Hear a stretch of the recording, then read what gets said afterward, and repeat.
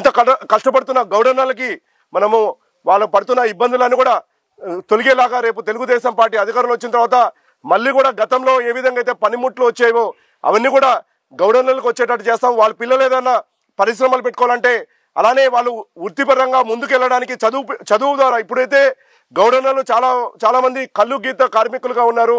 వాళ్ళ వృత్తిపరంగా వాళ్ళకు అవసరమైన పనిముట్లన్నీ కూడా ఇవ్వబడుతున్నాయి. అలానే రేపటి తరము వాళ్ళు చదువు కోసం అవసరమైన దానికోసము బీసీ కార్పొరేషన్ ద్వారా గౌడన్నలకు వచ్చే వాళ్ళ పిల్లల కోసం మేము ప్రత్యేకమైన నిధులు తీసుకొస్తాము. వాళ్ళు ఏదైనా పరిశ్రమలు పెట్టుకుంటారంటే పరిశ్రమలు పెట్టుకోవడానికి కూడా రేపు మేము పెద్ద ఎత్తున తెలుగుదేశం పార్టీ వాళ్ళకి సహాయ సహకారాలు అందిస్తుంది. అలానే నేను గౌడన్నలందరూ కూడా నేను వ్యక్తిగతంగా మీ అందరూ కూడా ప్రమాణం చేస్తున్నాను. రేపు మన ప్రభుత్వం రాగానే ఇవాళ జగన్మోహన్ రెడ్డి గారు కల్తీ మద్యం తీసుకొచ్చి మన అందరి ఆరోగ్యంతో చెలగలాడుతున్నారు. ఇక్కడ మనకి గౌడన్నలను కళ్ళు గీసి సహజంగా వచ్చే మనకి ఇది ఉంది. ఇది తాగితే మనకి ఆరోగ్యం పాడవదు.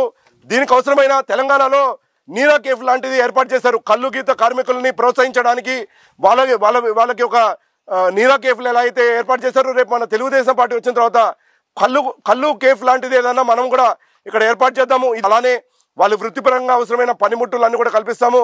నేను ఇక్కడున్న కళ్ళు గీత కార్మికులకి గౌడన్నలందరూ కూడా రేపు మీ అందరికీ నేను అండగా నిలుస్తాను.